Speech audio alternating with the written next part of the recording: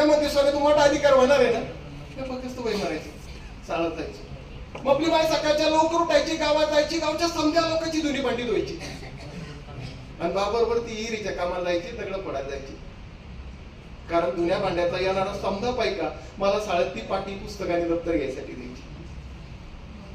एक दिवस मपलेबाची तब्येत थोडी कणकणच करतो, तरी पहाटच्या वक्ताला मपली बायाने बावरले. मपल्या बायना थपा थपा थपा थपा 7-8 भाकरी थापल्या आणि एका तांब्या खाली कानुकीची मिरच्या राबडवल्या आणि पहाटच्या वक्तातच ते दोघं पाटलाची हिरोड कामाला गेले आणि त्या साळत. पण सकाळच्या दरम्यान असं साळत पूर्ण चुकल्या वाटत होतं.